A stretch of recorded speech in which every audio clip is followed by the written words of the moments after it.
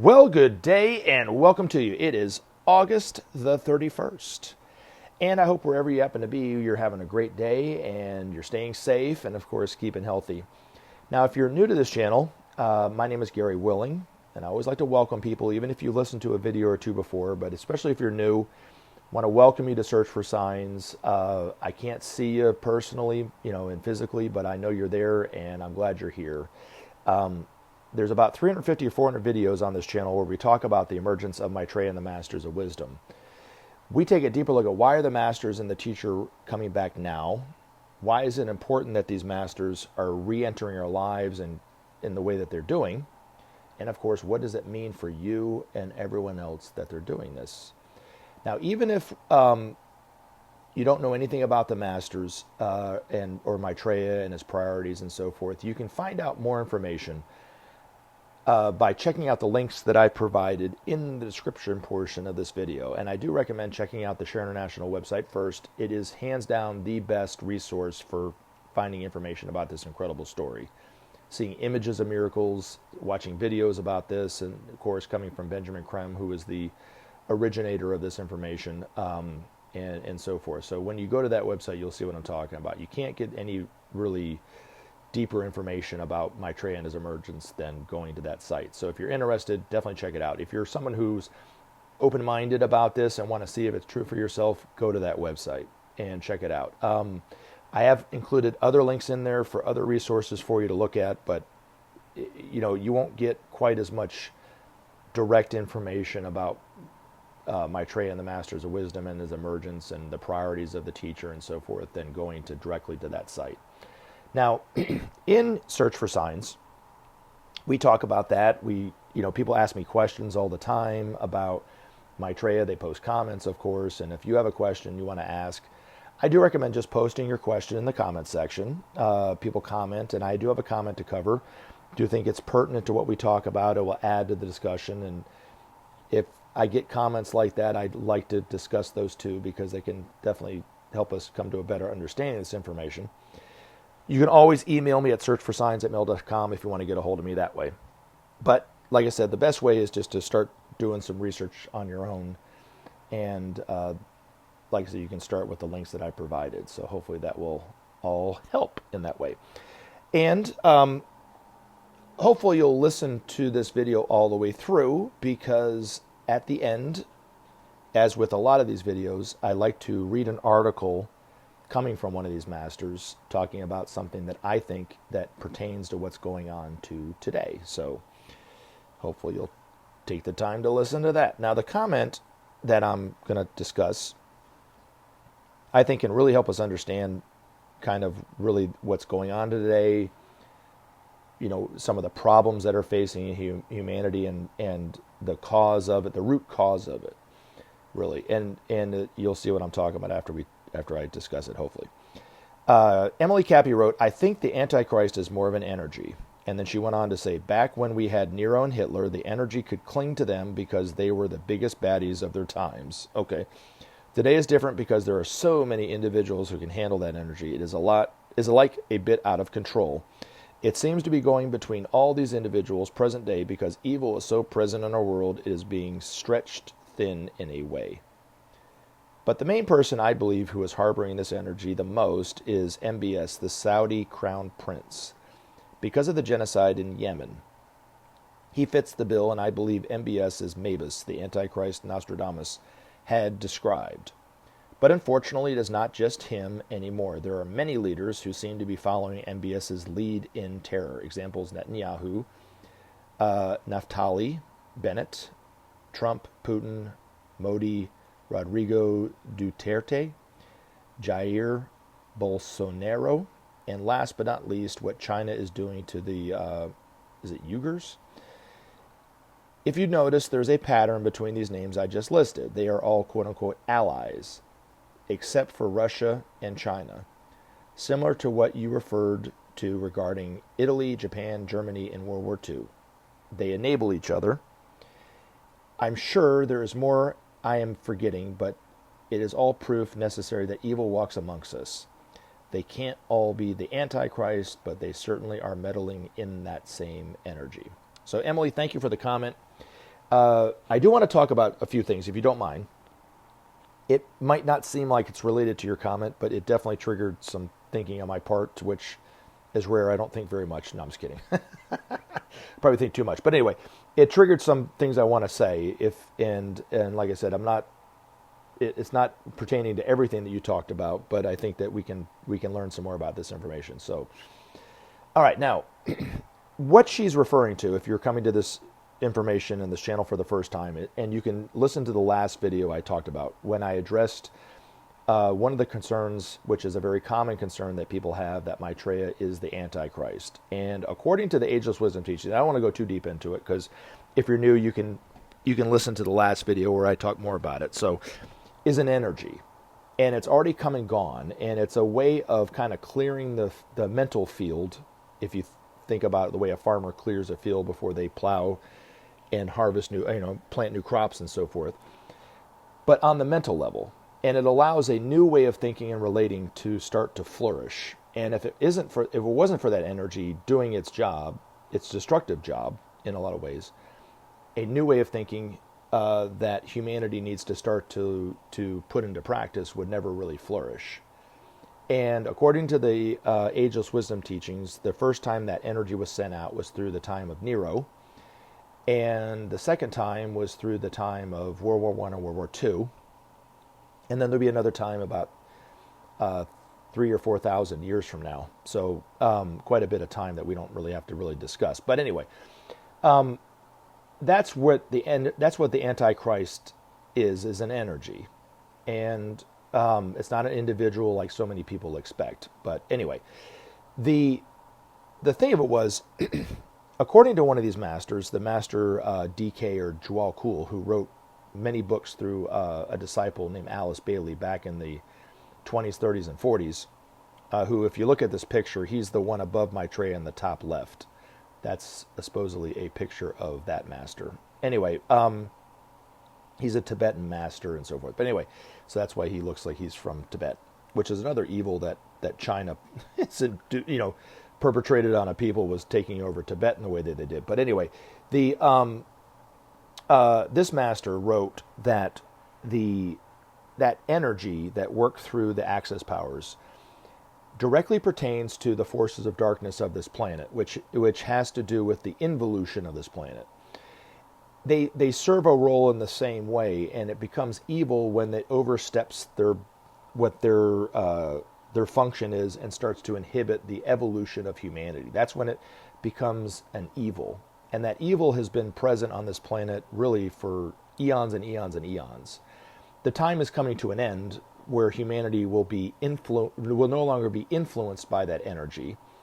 And it can be said that, as there's an esoteric term, that the door where evil dwells will occur. And it almost happened right after World War II. That door was sealing on the forces of involution to where they would no longer have, or have a much less influence, if it wasn't perfect, over humanity. But what kept their influence on humanity in the way that it is, and it's still causing problems to today, is the institution of the State of Israel, or the reinstatement, or the statement, reinstatement of the State of Israel, I guess, in Palestine, right after World War II. The United Nations came and moved all the Palestinians out, instituted the State of Israel, and formed the State of Israel, and then we've had nothing but terrorism and instability and violence and bloodshed and no peace in that area since they did that. And that was a direct function of the forces of darkness that put it in there. And as with so many things today, people who think that it's the greatest good is sometimes being done by evil, really. And I know people would say the same thing about this information, but anyway, but that's a whole other video series. But anyway, so they, according to the Ageless Wisdom Teachings, that allowed the forces of darkness to re-enter and re-influence our lives in the way that they're doing. And there was 3 new points of darkness that propped up.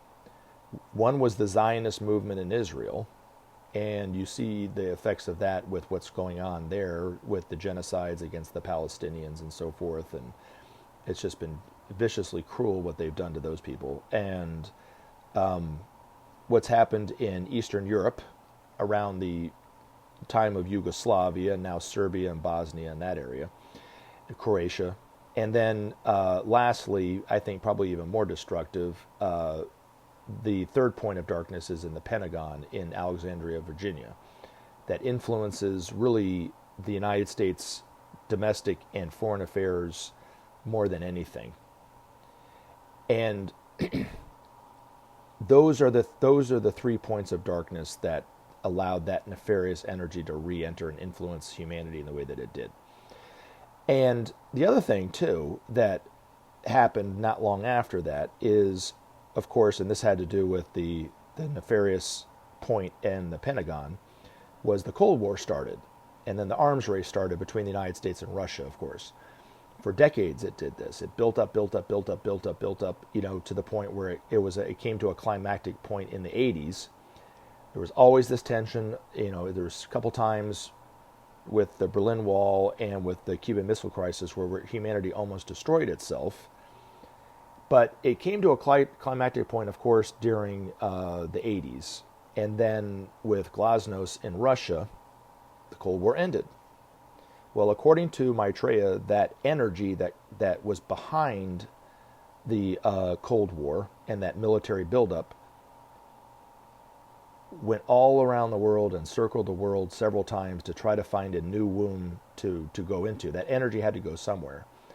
And where it landed was into the stock markets in the world.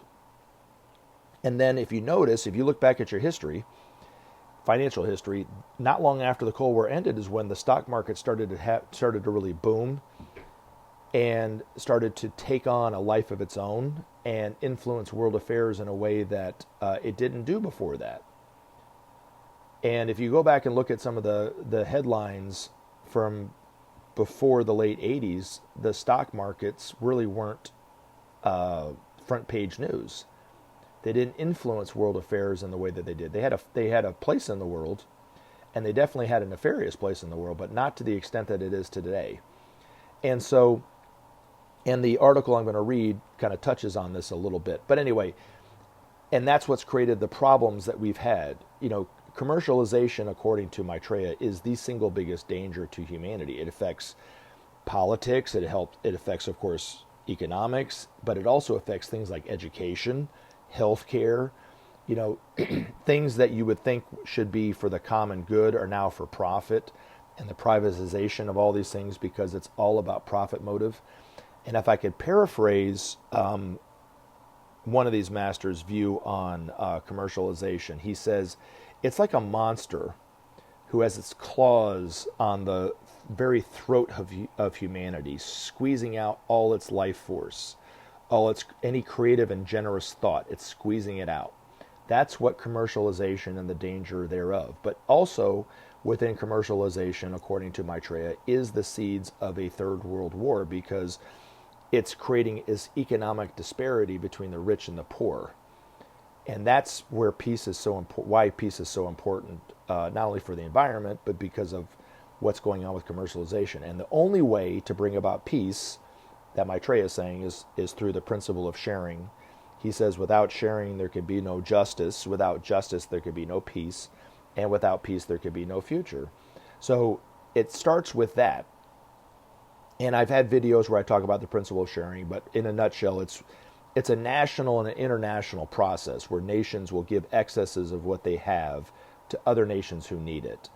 And then according to the masters, every nation has needs and excesses. So then those nations that have taken some of the excesses of another nation for the use of rebuilding their nation or feeding their people, they can give back an excess or two or here or there or three or four back to that nation or other nations to help pay that back. It'll be done globally all over the world. It was done regionally for a very, very little time during the Marshall Plan after World War II, and it brought about peace and goodwill amongst those nations.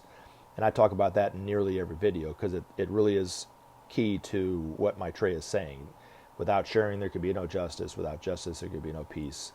Without peace, there could be no future. So the commercialization aspect of it too, to kind of tie it back in before I read this article. If you look at Revelation, which I say, again, I have to say that this information isn't necessarily about religion. I'm not trying to change your religious beliefs, but there are things in the Bible that pertain to what we're talking about today, not what people think.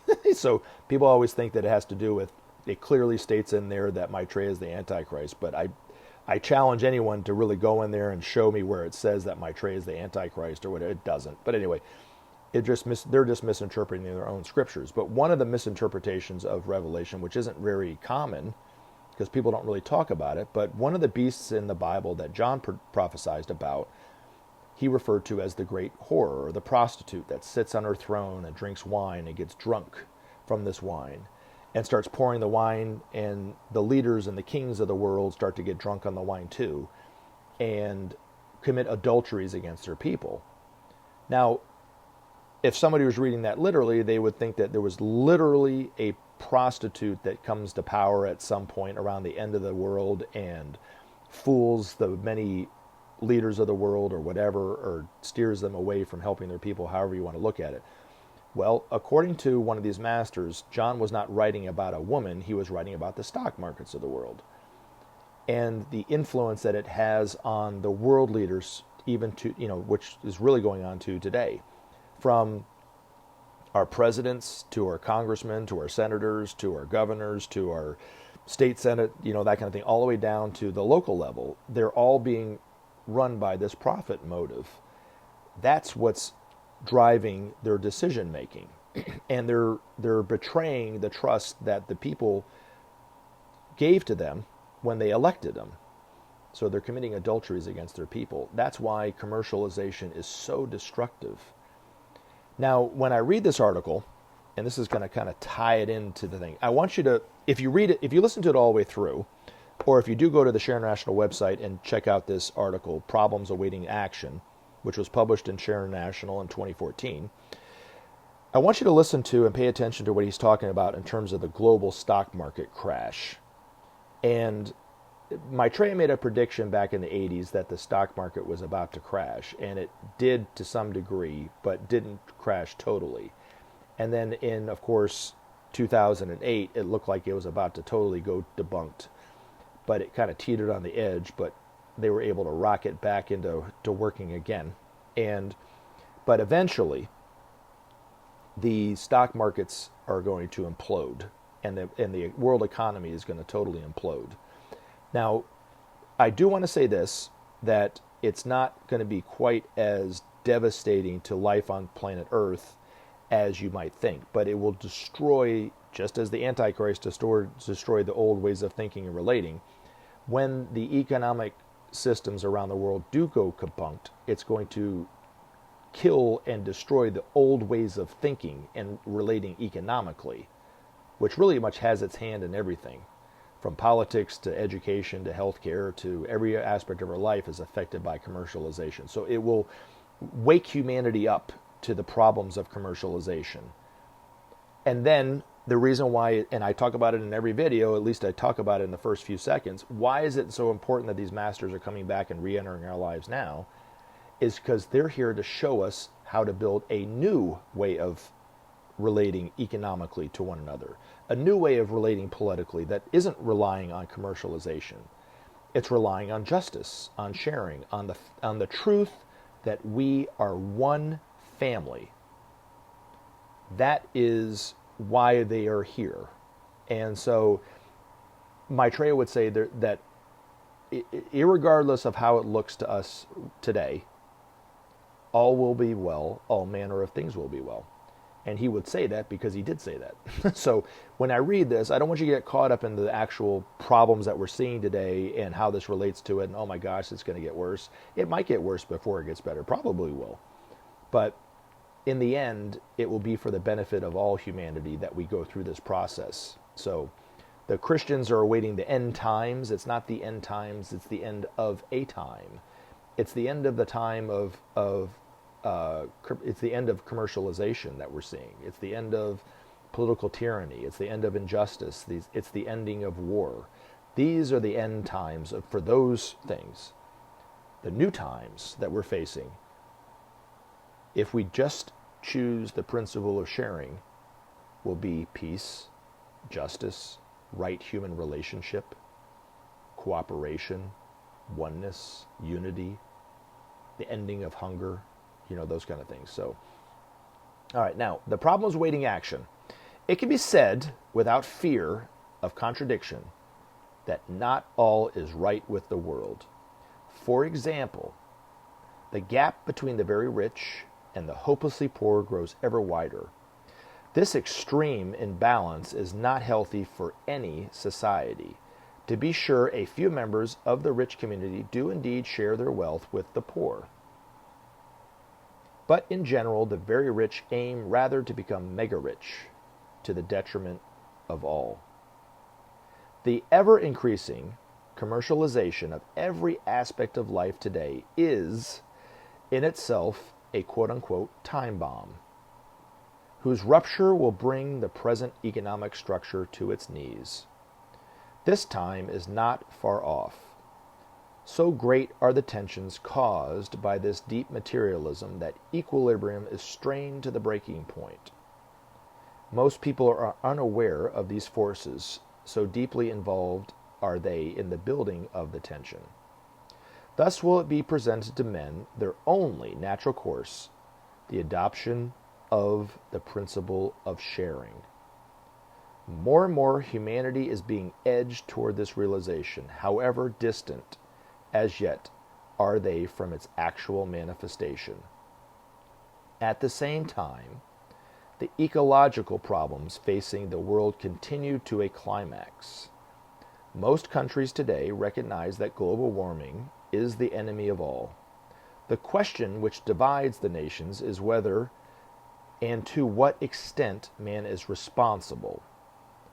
The wisest course that men can follow is to assume that they are responsible for most of the pressures on the climate and to take all practical measures to rectify the problems. Some nations assuredly are doing so, but not all. Our advice is that the actions and non-actions of humanity are responsible for 80% of the problem, and that men must, for their own and their children's sake, spare nothing in its alleviation. Be assured that we will help them, but they must play their part. And this is what I want you to hear. With the collapse of the world economy, men will come to realize their oneness.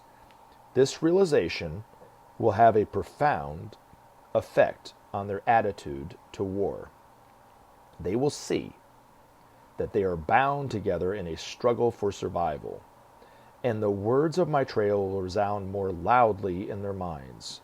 Sharing, justice, and freedom will grow in men's minds as powerful symbols of the future, as inherent rights of all, the way to correct relationship.